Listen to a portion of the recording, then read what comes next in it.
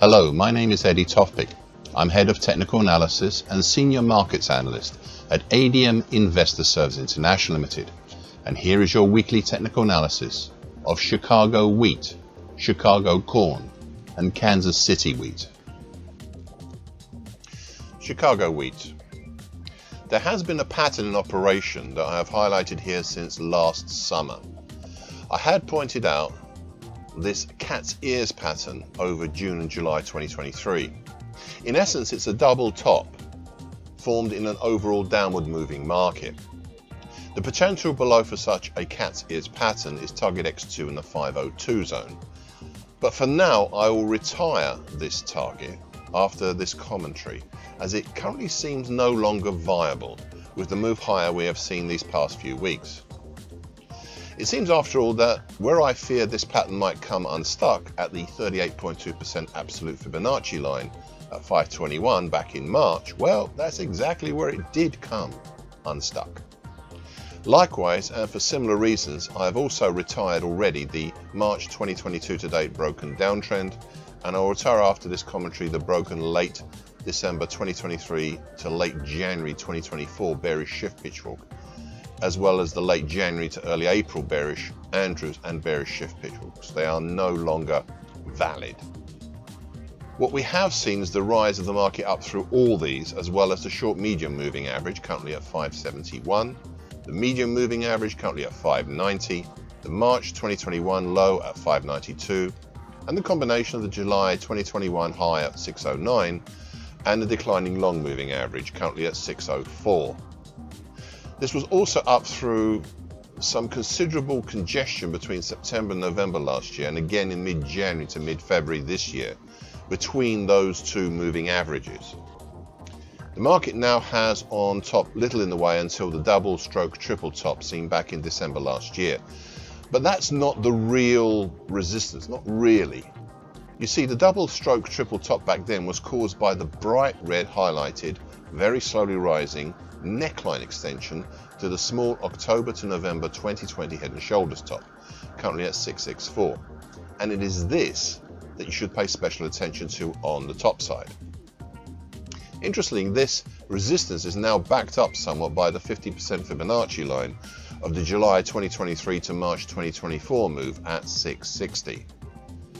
Okay, so what has caused this recent move higher? Well, it was the creation of a reverse head and shoulders bottom formed over mid-February to late April. The neckline is highlighted in dark blue, currently at 585 on my daily chart. This is not enough integrity in this pattern to allow some potential, there is enough integrity in this pattern to allow some potential targets for its top side. Thus, yeah, primary target X would be in the area which isn't that far away from recent highs. We also have and that's up at 935. We also have a secondary hard to reach target X1, in 635. We also have a harder to reach target X1 in the 655 area. Both of these would seem to be doable, but as they are both under the bright red neckline extension, though target X1 is above the previous double stroke triple top, which makes it that much harder to reach, they are still possible because of that move below, or their location below the bright red trend line.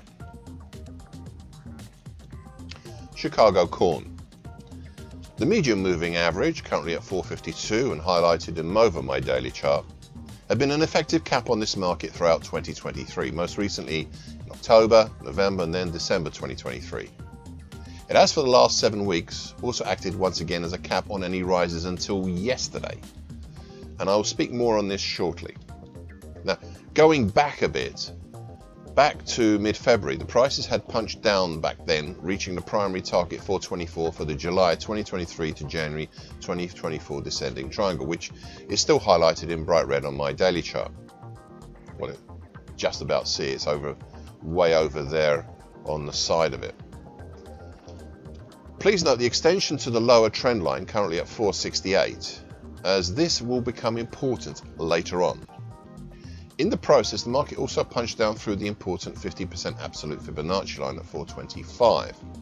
However, this piercing move low was too much for the market to swallow, especially in one go, even though it also breached, though did not break, the next support below, which is the December 2020 low at 414.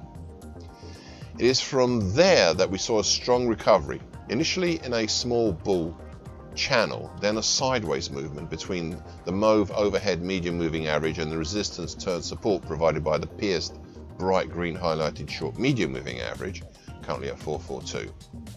So I said 2 weeks ago, and I quote, "I'm still minded to think that despite the attempted V bottom in late February and the subsequent failed small bull channel, it still looks like the ammunition below was and is not enough to, as yet, at least, though we have tended to see a more sideways move over the last 3 weeks than any reinvigorated move lower," end of quote. Well, we have seen over the last 2 days and an attempt higher. That seriously puts in doubt my thoughts there not being enough ammunition for the upside. However, I'm conservative in my nature, especially on any sharp moves, and I still hold with this idea for now at least. It is true that we have seen a strong break higher over the mauve medium moving average, but the market has seemingly stalled at the next obstacle overhead, the bright red lower trendline extension. That is not all, as just above that and coming into the frame is the gold highlighted long moving average, currently at 473. Now, I do think there has been a basing action of some form. The answer to that is yes. But I do think the market has enough ammunition to try higher as yet. Well, the answer there is no, but it is close. Very close. The immediate need in any try higher is to overcome the combined red trendline extension and gold long moving average. After this, there is a free area overhead until we come to the same old congestion band between 490 and 498 we saw so much of in the middle of last year. Now, all this move higher and potential even higher moves comes at a price, and the market has to be ready to pay for it. 4 weeks ago, I said the following, repeated since, and I quote, "Just be mindful of target X1 below at 374. This is the secondary and much harder to reach target for the descending triangle," end of quote. That will be the price for any move higher, the foregoing of target X1 below for the same descending triangle that we are challenging the lower trend line extension right now. Kansas City wheat. After a fairly narrow range, things are starting to happen here. Last time we still had the age-old pattern, one I highlighted 24 weeks ago, of a descending expanding wedge pattern that is now off the bottom of my daily chart. It's not the best example of such a pattern, but it still seemed valid in March this year, during its lifetime. And I'd also seen it, during its lifetime, I'd actually seen it develop with 2 other patterns, one of which involves a descending expanding wedge pattern itself.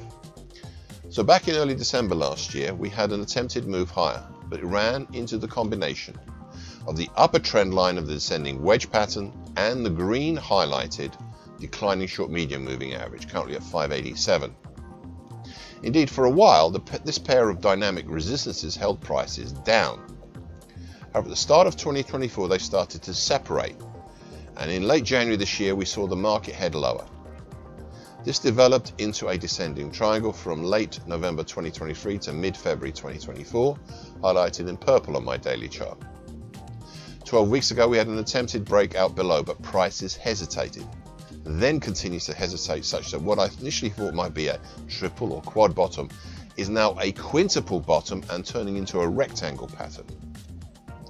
Early last week, we saw the first significant breakout of this rectangle pattern on the upside, piercing and then closing over the descending medium moving average, currently at 603, which had run in parallel on just above the upper trend line, and then more recently with the purple highlighted lower trend line, currently at 586.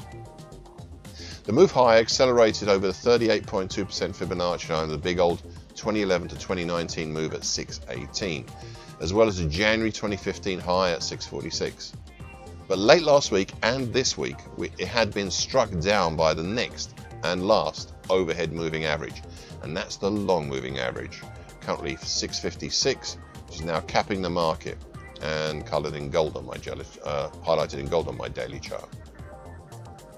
Above this is a fairly free area, bar the December 2023 high at 677. all the way up to some significant resistances between 691 to 707, formed from the 50% Fibonacci line of the 2011 to 2019 move at 691, the 50% absolute Fibonacci line at 697, and a December 2014 high at 707. Do I think prices can make it this high soon? It is a reasonable point of view, especially if you look at the last few weeks' action as a potential bullish halfway hesitation, as it will lead prices right there as a target area. And the long moving average on its own would not necessarily be enough to hold down prices, especially with the ammunition gathered in the rectangle below and earlier this year. However, it's not a done deal, not yet, but it would extinguish one thing. 4 weeks ago I laid out some ideas below for a break lower from the descending triangle. Thus a primary target X would be in the 539 zone, with a secondary harder to reach target X1 down in the 487 zone. These targets will have to be retired on any further attempts higher. I said back then, 4 weeks ago, I don't like what the continuing sideways movement may have as an effect on the break below the descending triangle, but I'll keep those targets below active for now. End of quote. Thank you for listening. This weekly broadcast gives the essential market patterns and consequences. Please be aware of the risk disclaimer posted both at the front and at the back of this broadcast. Copyright is Eddie Tofpik and ADM Investor Service International Limited. And here comes the final important bit.